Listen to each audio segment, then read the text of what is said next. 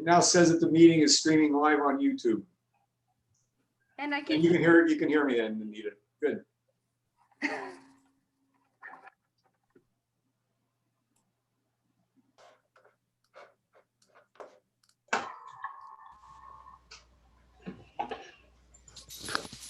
It now says that the meeting is streaming live on YouTube. Great. We're in business.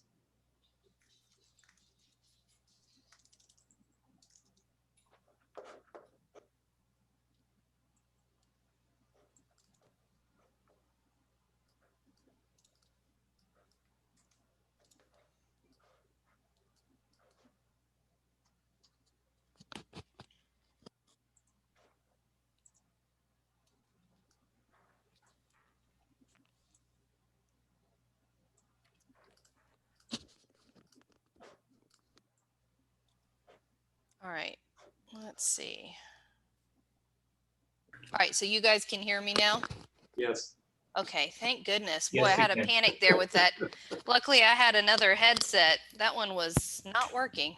I think the most embarrassing Zoom thing I ever did was I was remotely logged into my office computer while being here at home.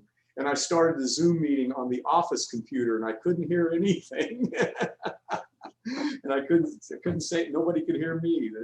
Then I realized what was going on. I had to restart things, but wow. Yeah, it's pretty nerve-wracking. Yeah, craziness.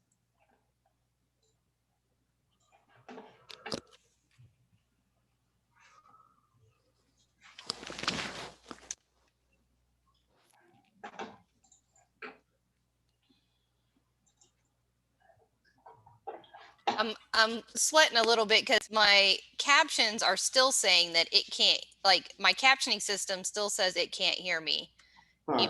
even though the audio is working now. So yeah. Yeah, that's not part of my skill sets. I still haven't figured out how to do captioning. Yeah. I've really had this issue before, so I'm trying to figure out how to troubleshoot it on the fly. Okay. Yeah, in front of everybody. In front of everybody, because no pressure or anything. Oh my goodness. Last spring I was helping with a big live event, back when in the before times when we could all get together in person. Yeah. And our speaker's flight was canceled. So on the fly, I got her connected from the airport to do a live stream, but we could not get it to play on the big screen in front of everybody. So I'm frantically troubleshooting it in front of everyone, and it was so nerve-wracking. You push buttons and you push buttons and you push buttons and it doesn't work. Yeah. Oh my goodness. Well, we're all learning these crazy skills.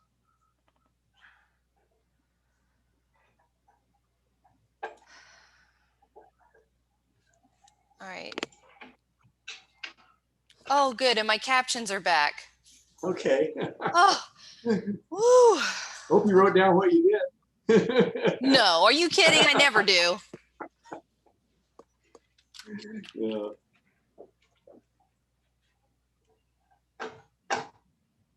Another minute and we'll take off.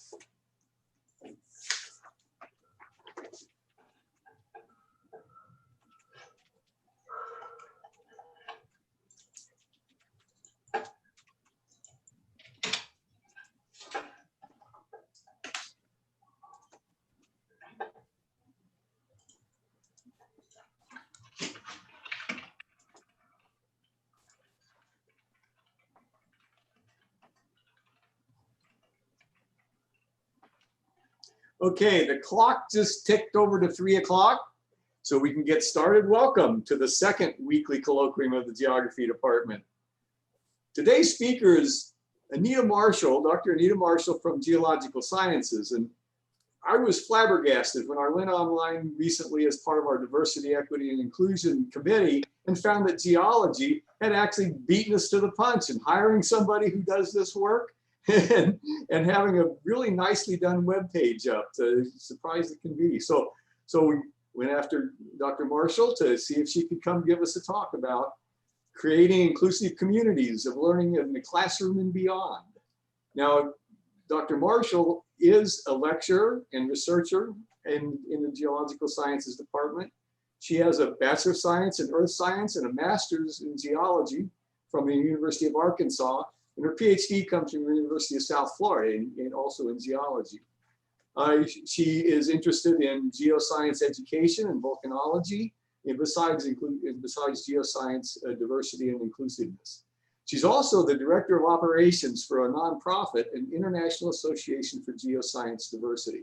So I've already said your title, Anita. Why don't you just take it away and tell us what you have to tell us.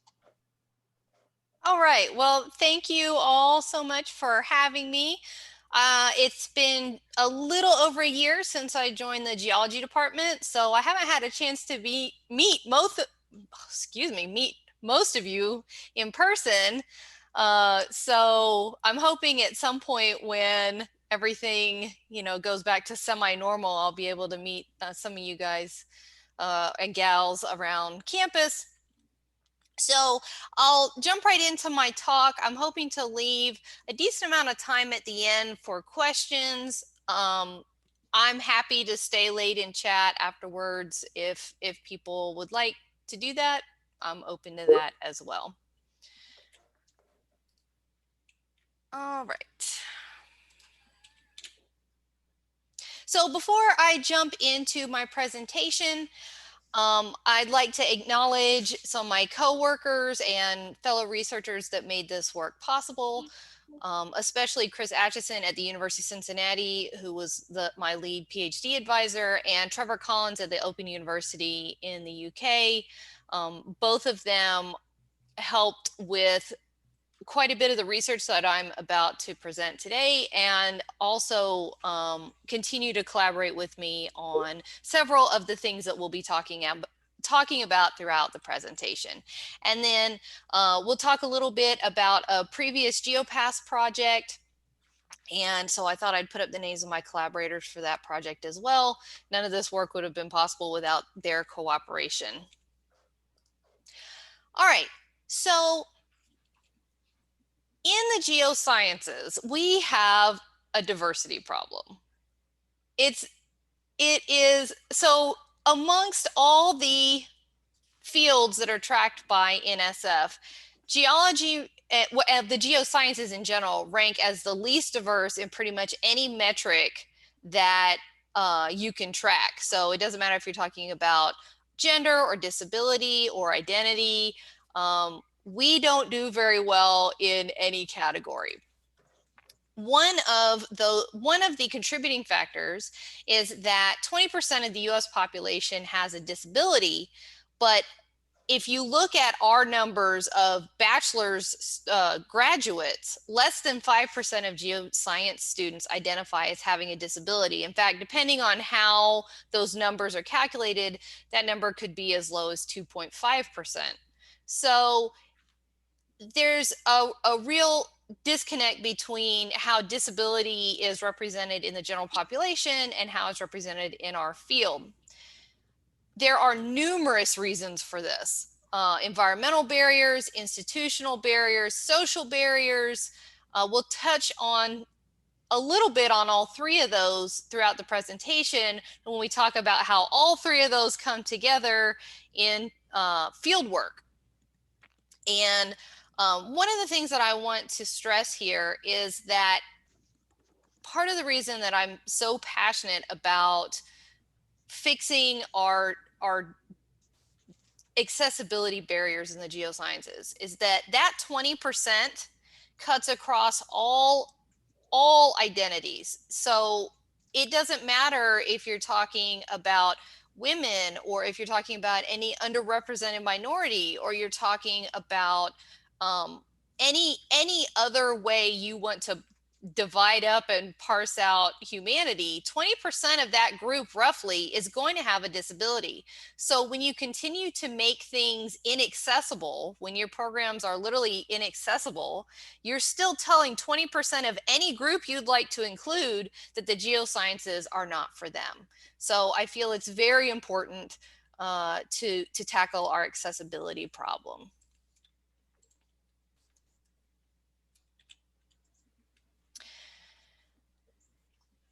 So Anita, this, if you have slides, we can't see them. oh no. Oh dear. Okay, hang on.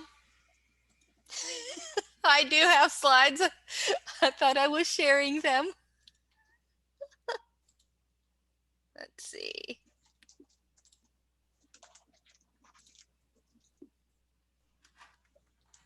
There we go. We can see them now. Yay. Okay. I'm so sorry about that. Well, my goodness, I'm having more technical problems on this presentation than I think I have ever had.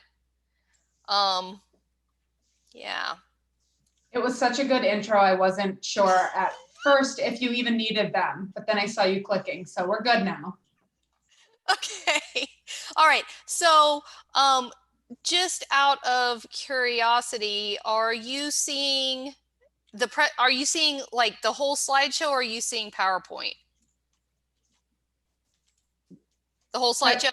We're seeing the whole slide, the slide. Okay, great. It's All right. a proper display. Great. Then I'm going to keep on cruising. Yeah.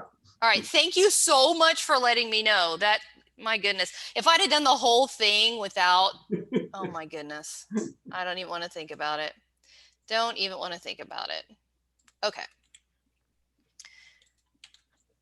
So, my specialty is accessibility in the field, but seeing that that is slightly less relevant in our current situation, I thought I'd touch on a few things that you can keep in mind to make your department a more inclusive place on campus and in the classroom. So one of the things that needs to be looked at very carefully is how you portray the geosciences. What I mean by that is that if you think about the way we picture ourselves and the way we portray ourselves to the world in promotional materials, in our textbooks, we like to show the geosciences as this very glamorous, adventurous kind of field where we're scaling mountains and we're, jumping into active volcanoes and all these like very active, very physical, very dangerous activities. And this may not be quite as prominent in geography, but in geology, this is very much how we like to portray ourselves. And this portrayal is a huge turnoff to people with disabilities who don't see themselves represented at all and immediately assume that if a career in geosciences requires this kind of effort, they cannot participate. So they don't even try, right? Because if the only representation they see of a geologist is of one doing physically extreme activities that they can't do, what does that say about the career options there? So one of the other things is that accommodations in intro level courses are used on both sides of the equation to determine department culture and fit. So there's a really interesting study that came out recently that showed that accommodations in intro-level geoscience courses are used by the students to kind of feel out how the department feels about disability and inclusion. If the instructor pushes back or makes accommodations very hard, the student may presume that that's how the department feels about disability inclusion. So one instructor's actions in an intro-level class can be the difference between somebody deciding, hey, this major is for me, and somebody deciding that it's not. On the other hand, there are cases where instructors can use accommodations as almost a gatekeeping for students with disabilities. They make it difficult because they feel like people with disabilities can't succeed in the geosciences, and they project that into the situation, and they make those accommodations difficult intentionally to keep those students out. I would like to say that this is all theoretical, but I have talked to enough students personally to know that this is a thing that happens. So in the classroom, most of us have probably heard about things like universal design, making your classes accessible from the start by following basic design principles, like conveying information in more than one mode, and making sure that you have captions on your videos and things like that. But inclusion, when it comes to accessibility, has to go beyond the bare minimum of just universal design. One of the things you can do is start with your syllabus. Students use the syllabus to get an idea of how it is to work with you, and by extension, how it is to pursue that particular degree field. So if your syllabus has a whole lot of barriers in it right off the bat, you make it difficult to get accommodations, you make testing very hard to arrange, you make all these barriers show up in your syllabus, it's a huge turnoff right there at the start. So take a hard eye to your syllabus and just make sure you don't have any unnecessary barriers in there. There are lots of resources online and on campus to help you design a class that needs very little modification when the need arises for any particular accommodation.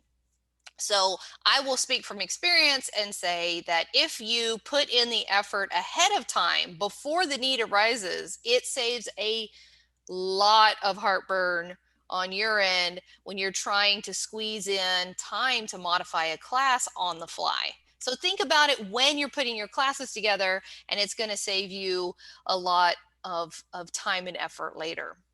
And it's going to be better for the students right off the bat because they don't feel like you're having to go out of your way to make the class accessible to them. So with all that being said about all the influences on especially intro-level coursework and inclusion, in the geosciences, fieldwork plays an outsized role in inclusion in our particular discipline and our culture. There are obvious academic benefits. The direct experience reinforces classroom concepts. You get a chance to problem solve in complex settings, and you learn field skills and data collection techniques that can be really hard to teach outside of the field. One of the things that we don't talk about a whole lot is the fact that field work also has key social and affective benefits. So it's a critical factor in forming identity as a geoscientist. Studies have shown that students often have their formative experiences, the things that make them feel like they are true geoscience practitioners, in the field. That's where it starts. That's where they start to feel like they are professional geoscientists in the making. It also develops strong social bonds with colleagues and mentors. And what I mean by that is, so for those of us who are in academia, think about your circle, your professional circle, and how many of your closest colleagues you met or became or befriended in the field. In the geology world, that's a lot. Like most of my closest friends, we bonded during field projects. And that's true of a lot of geoscientists. So when we leave students with disabilities out of field work, we deprive them of that network that all of us many times take for granted. They also are deprived of the chance to get to know and interact with mentors and future letter writers and people that can connect them to graduate programs and job opportunities. And, again, kinds of things that we take for granted, these relationships that build in the field, they don't have access to that. And so when we take them out of field work, we are depriving them of not only that same level of inquiry-based collaborative learning, but also of those key social and networking opportunities that are embedded inside of fieldwork. So it turns out this is really important. And this is why I really started to focus my efforts on fieldwork, is because I realized that one, it was a tremendous barrier that students with disabilities weren't able to get around in many cases. And it affected so much, it had this sort of domino effect when students weren't able to participate in the field. During my dissertation, I was able to help on some of these inclusive field projects and analyze a lot of qualitative data.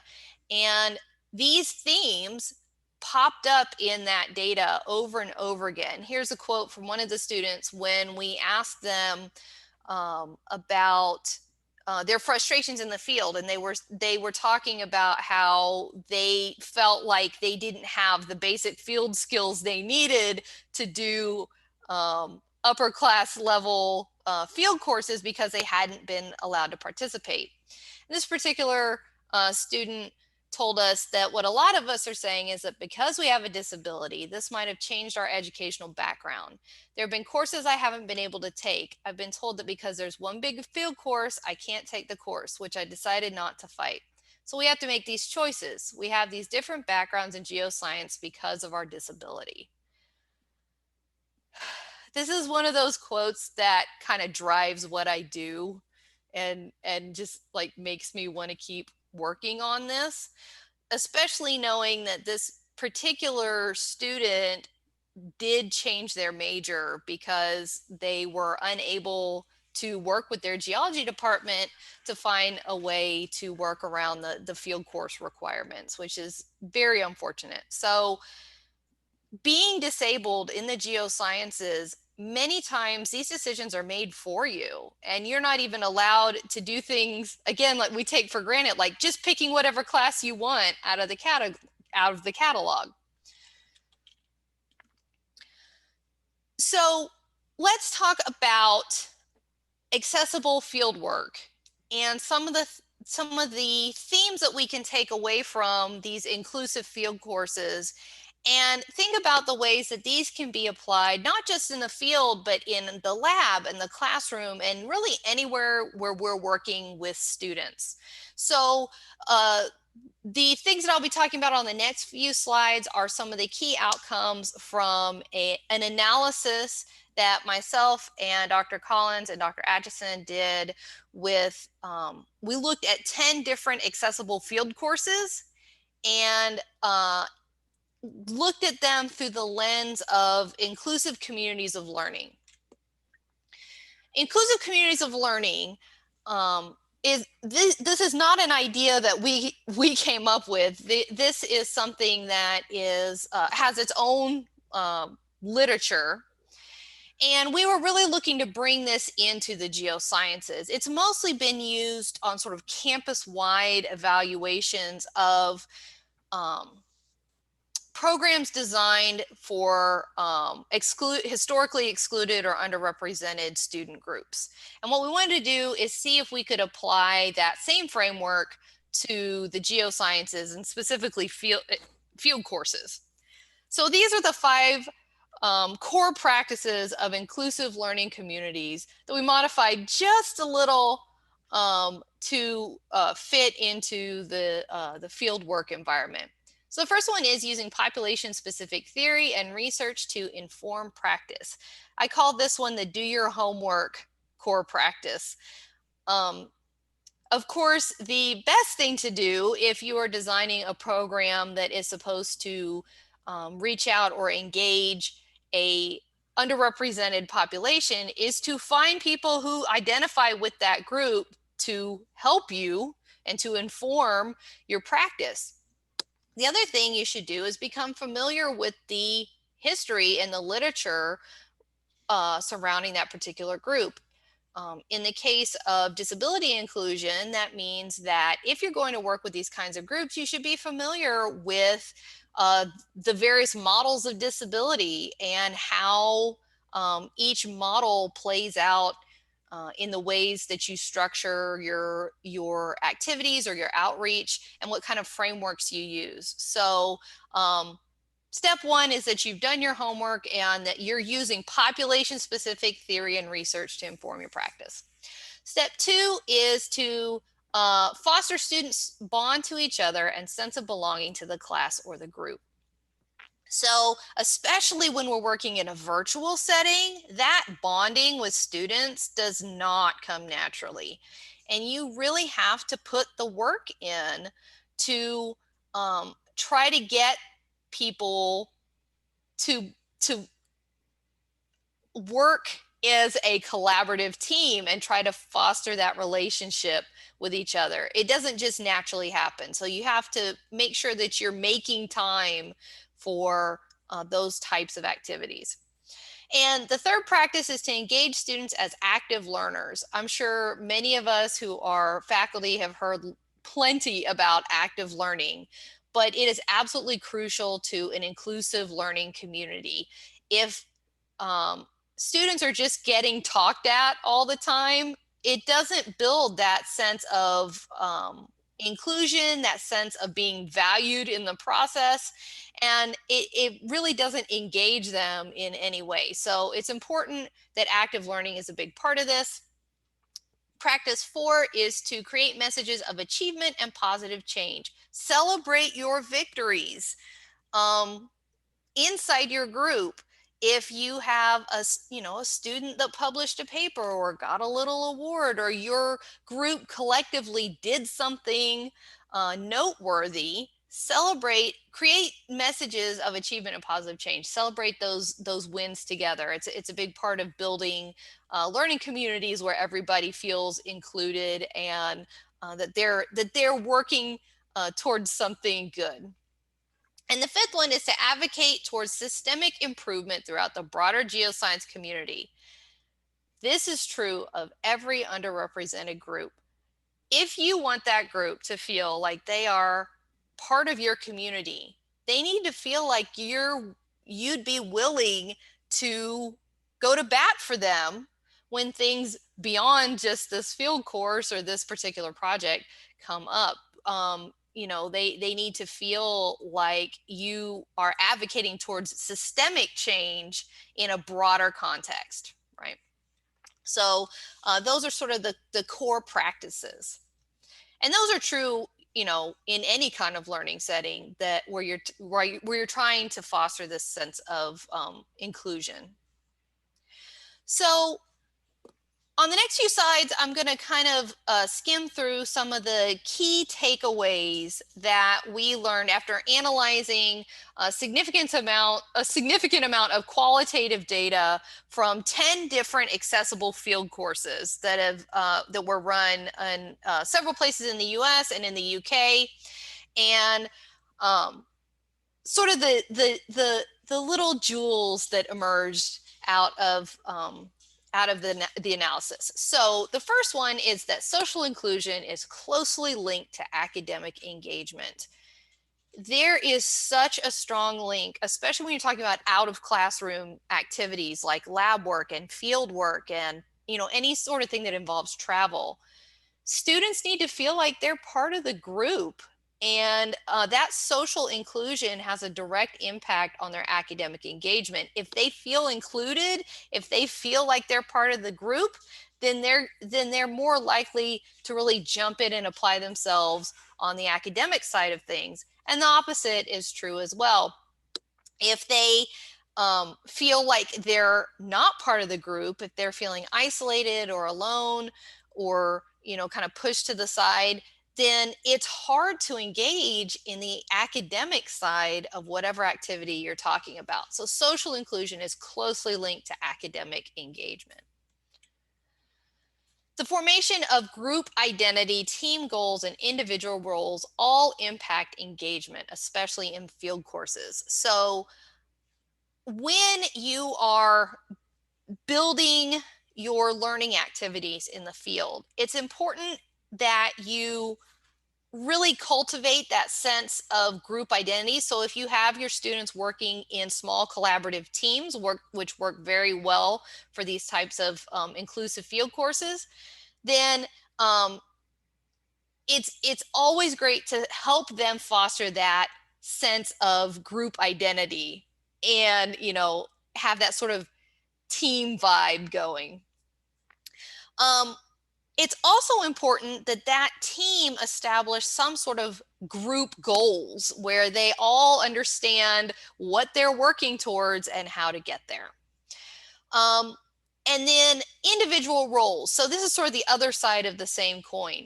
While the whole team needs to be on the same page in terms of the goals and the outcomes that they're shooting for, each individual member of that team needs to understand what their role is in that mission and how they can contribute. In the field courses that we looked at, when students started to feel like detached and isolated from their groups are when they lost that sense of what they were supposed to be doing and why it mattered. So these things are really important: team identity, team goals, and individual roles. Decisions about participation in terms of how and when and where students participate in field courses should always be made with student involvement. Please don't make these decisions for your students.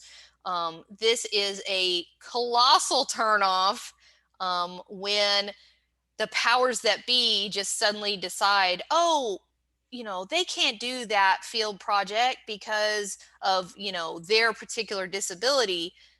Don't be like that. These kind of decisions should always be made with student involvement. Ask the student. That students with disabilities are experts on their own particular disability, and they can help you come up with solutions on the best way to participate or not in field work, and how to adapt accordingly. So, one of the other things, one of my favorite things about doing these kinds of inclusive field courses are that inclusive programs create and empower advocates for change. There is a momentum that comes out of a inclusive course of any kind that is really remarkable to see. Students that participate in these classes internalize these messages of collaboration, of finding ways to work through challenges and differences, and they become empowered to work for change in the broader community. So one of our students gave us this quote. Now, this was a student that did not have a disability and went back to their degree program and started advocating for change in how their department ran field trips. And their quote was, "Getting the perspective that I didn't have before, where there's no allowance for having a disability. You're left with this hollow version of a field experience." So I was like, we need to fix this. There's stuff we can do, and I can put other people's experience with this field site ahead of me getting to look at the 17th recumbent fold for today. That's geology speak. It's getting that perspective and carrying that forward into the way we act that I thought was a really interesting and valuable part of this experience. The momentum from the GeoPass project, which we'll talk about here in a minute, was really remarkable. One of my favorite examples was from GSA a few years ago. The students wanted to do their own student poster presentation about their experiences in the program and how the digital field notebooks that we were using differed from the old-fashioned paper field notebooks that a lot of schools use. And so they collected their own data and they made this really great poster. But one of their partners had to go home early. So on their own, without asking for help from any of the faculties or researchers on the project, they went and found an iPad, got access to the Wi-Fi, and set up a live stream so that their missing partner could still present the poster with them in a live format. Now, this doesn't exactly sound revolutionary now where we're all presenting posters virtually, but at the time, this was a really creative and resourceful way to keep that sense of community and team going, even when distance was separating them physically. Another favorite example of mine is this blog that was started by one of our past participants, who is a type 1 diabetic and was very shy about that before the field course and was actually very concerned about it being a barrier to going into the geosciences. After our field course, she started a blog called Type 1 Geologist to share tips and tricks with other diabetics on how to survive and thrive in the field. So I thought here, as we kind of turn the corner into another section, I'd talk a little bit about engagement with technology. So my favorite way to tackle the barriers of physical accessibility is to work with technology. And there are all kinds of interesting facets of this that you can talk about. So I thought I'd talk a little bit about how these technologies have been used in the field and the tips and tricks for best practices when you're using technology to bridge an access gap. But I found that it can be very hard to get people to understand how these field courses work because it's so different than typical field courses. It's a lot easier to just show this 2-minute video and then go from there. So I'm going to hit play and then we'll pick it up here in a second. Remote collaboration uses teamwork and technology to enable students in different locations to collaborate on learning activities in the field. Today we're using a local wireless network to connect up students that are spread across this site. So on the local network we've got video streaming between the iPads, we've got photographs that can be shared, and we're using walkie-talkies to keep people in audio. 2 approaches to remote collaboration were used during the course of the project. At the first field site, student teams worked at different locations and collected data to build a collaborative structural map of the area.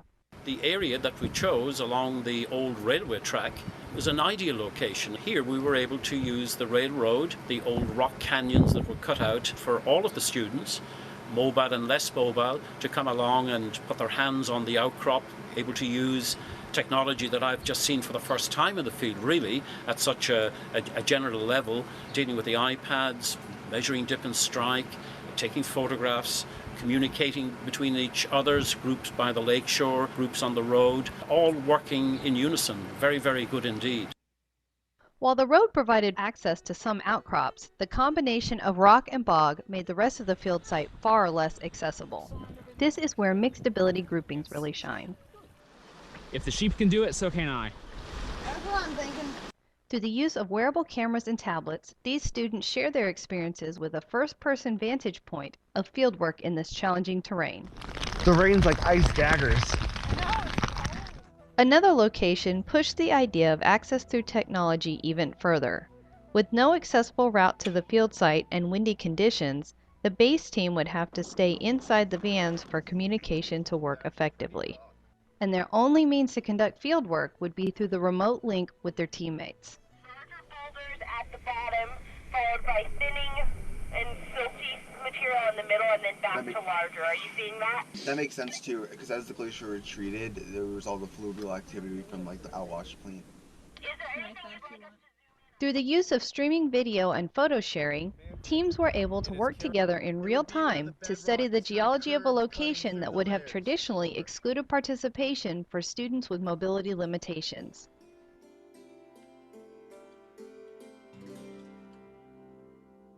Okay, so like I said, this is field work done quite a lot more.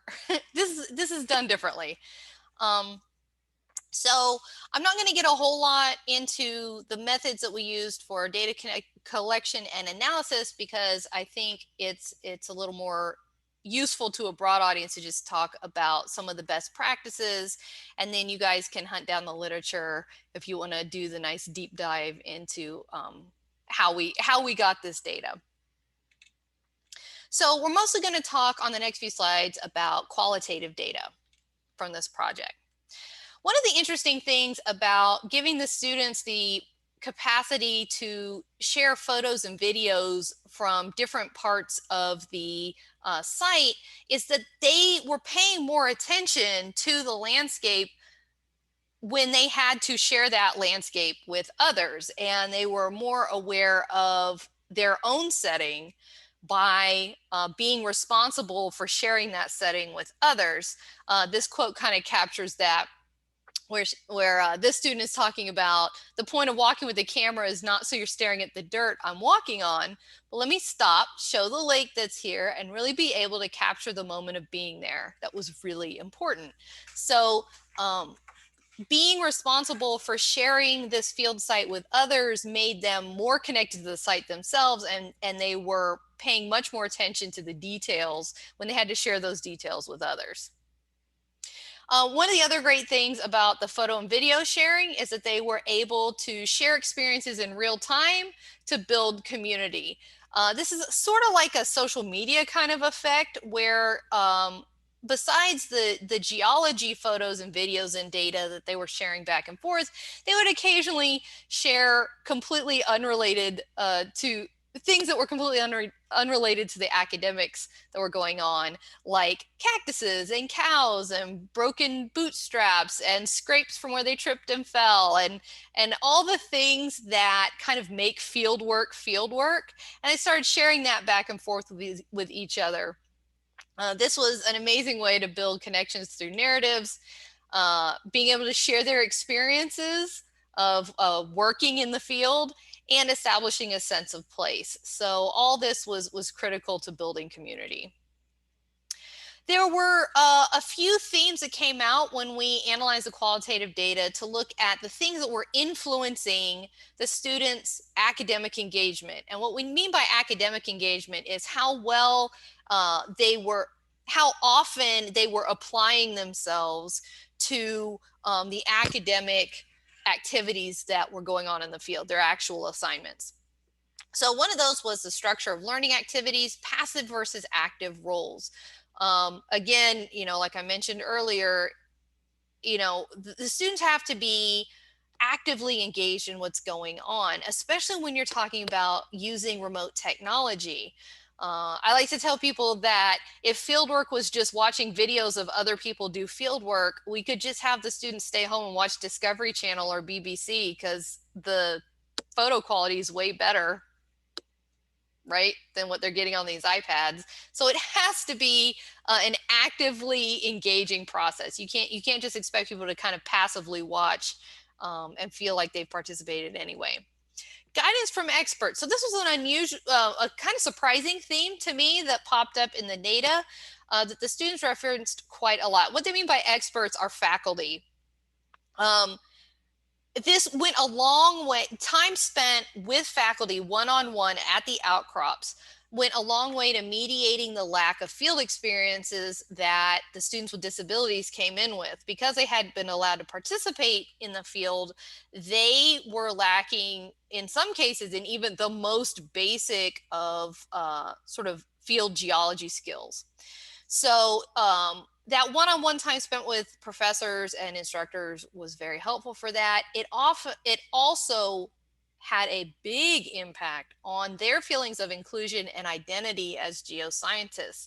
Really interesting how often they'd make comments about the fact that, because the professors were spending time with them, they knew that it wasn't just lip service, that they belonged in the field and that they were geology practitioners in the making. These professors were spending time with them to train them to be professionals, and that gave them a huge sense of belonging and identity. Information. I cannot stress this one enough. Students with disabilities absolutely have to have information about what you're planning to do for that day so that they know how they can safely and effectively participate. You need to be able and willing to answer all kinds of questions about your field site and your schedule so that they know, things like, are there going to be bathroom facilities nearby? Or is there going to be a place to refrigerate anything? How are we stopping to take breaks? Are we going to be out in the sun all day?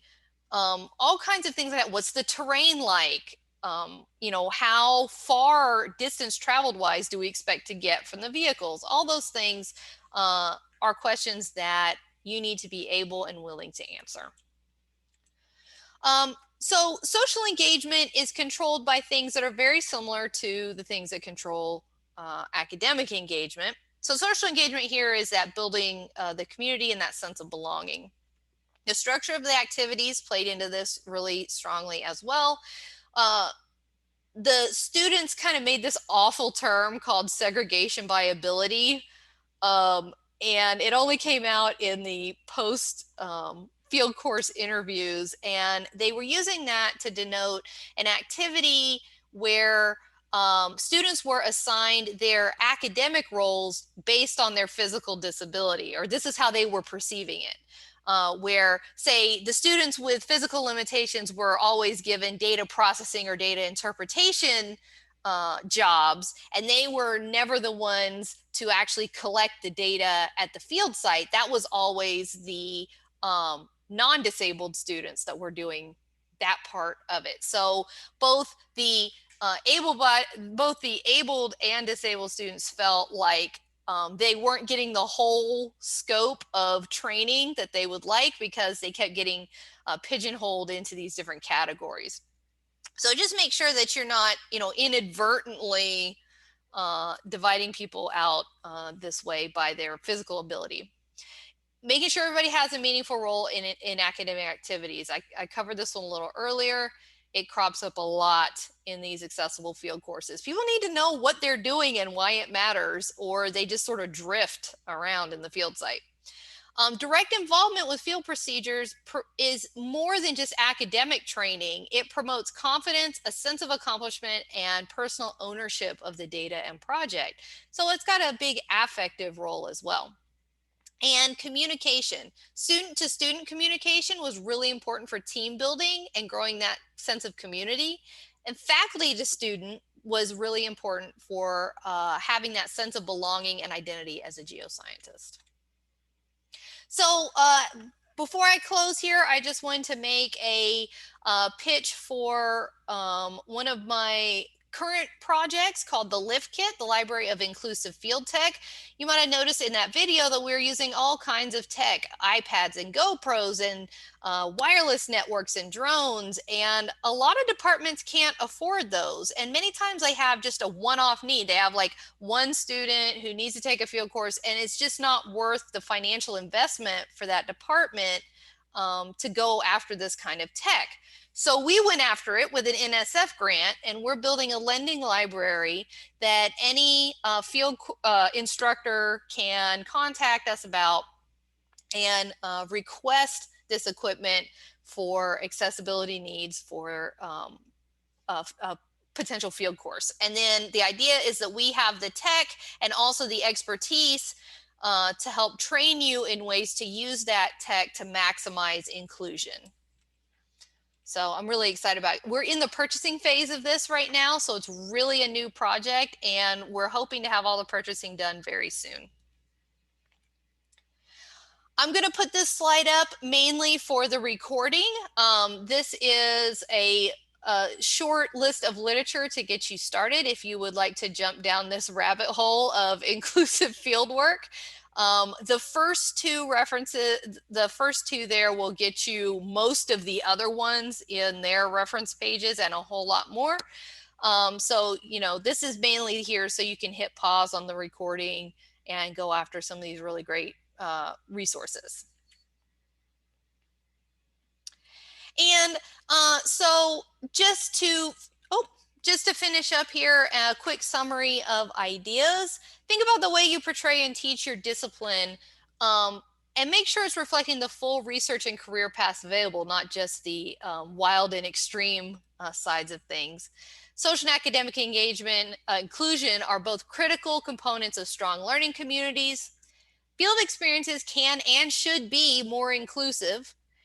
Any approach to accessibility, including tech, has to be embedded in a broader framework of support. You cannot just throw an iPad at somebody and call it good, right? You have to really think about how you're using these things. And then think critically and creatively about how and why you do field work, and make sure that you're not, overlaying some unnecessary physical requirements, that you put the academic and the science side first and less on the physical requirements. So I'm going to stop talking. I went a little long with my tech problems. I'm sorry about that. And I'm happy to take your questions. Yeah, we have a few minutes for questions, and some students might have classes after this one, so they may bail out early, but nonetheless, there's plenty of time. So anybody who has a question can jump right in. Actually, I have a question for you, Anita. Early on, you talked about barriers in syllabus. Can you give us some examples of, I'm not quite sure what kinds of barriers get stuck in syllabi. Sure. So yeah, it turns out that syllabi can often be a minefield of issues that we as instructors might not even have thought about. Things like being completely inflexible with how and when testing is done. That's a big one, especially now that we've gone remote. If we're using these software programs that are super there are software like proctoring services that like track eye motion and how often a student fidgets. Well, guess what? A lot of students with disabilities, their eyes fidget. They move around a lot when they take tests, and their tests keep getting flagged, and that's not cool. Right. Like, do you need that level of surveillance? So things like that. I also put an extra paragraph in my accessibility section, where we have to have that boilerplate statement about like blah, blah, blah, accessibility, and it's like super legalese. So I put another paragraph in there in my own words that encourages them to talk to me early, to approach me about any, issues, even if they don't have their paperwork, to go ahead and contact me and get the ball rolling on that early. So I make sure to put language in there that shows that I've put thought into this beyond just the boilerplate statement I'm required to have. So there are lots of other little things we could get into, but those are two big ones. Yeah, thank you. Anybody else?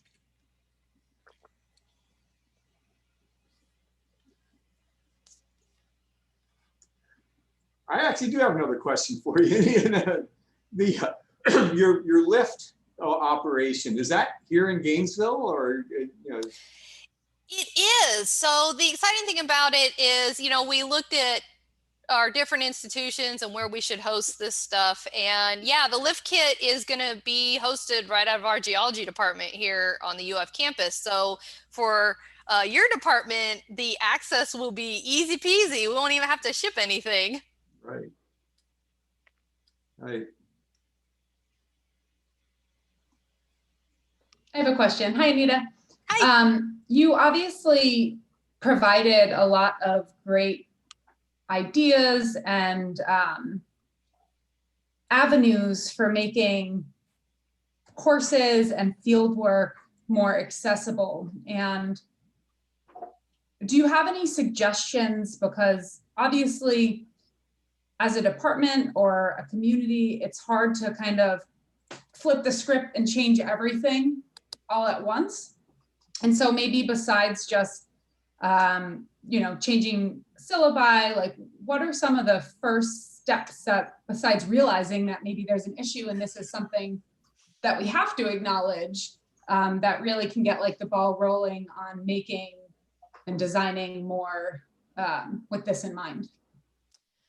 I would say a good first step is to take a hard look at your requirements for graduation, right? What are your degree requirements? And just look at them from the critical perspective of unnecessary barriers, right? Are we requiring students to do some sort of course or activity that we have not made accessible, but yet we're requiring them to get it to graduate, right? So that's a really good place to start, is just taking a look at your classes and making sure that you're not requiring courses that have not been modified for accessibility. You know, that's a big one. And then I would tell any department, the best place to start is intro level classes.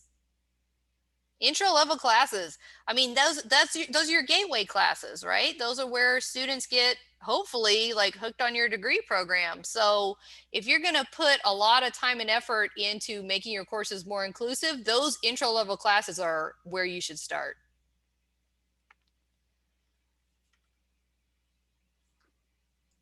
There was a question that comes through on the chat line from Caroline. How do you see this technology being used in the new virtual era? That is a really good question, and I'm really excited to say that just a few days ago I was notified that we did get a grant funded that is going to try to incorporate this stuff and in our new virtual era, try to take it one step further and make sort of parallel, fully virtual experiences that go along with our in the field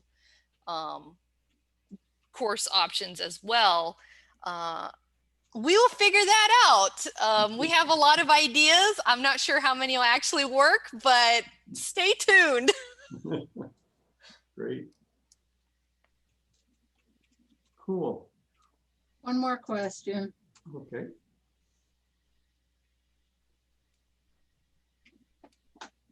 Go ahead, Joanne. Yeah, so I just really wanted to ask if you have any thoughts on how we can be more inclusive in terms of getting people in our class, getting diverse students to actually sign up for that intro class, because oftentimes we are looking at more homogeneous groups. Right. So I think it boils down to one thing, and that's relevance. The class has to seem like it is somehow relevant to people's lives. Like if they can't find any way that they can like even identify with what the class is talking about, like I don't know why they'd sign up for it. So, you know, you have to have some relevance there. You have to be able to relate what they're learning in the classroom to how it affects their world. And I think that's a really good place to start. The other thing is representation, right? Just looking at how you're promoting the classes, and, you know, if you've got graphics to go with anything, you're making sure that you're representing the full spectrum of people that do geoscience work. And you're not, you know, you're not using sort of this 1950s style, you know, view of what the discipline entails. So representation and relevance, I think, are both really important to that recruiting. Thank you. Okay.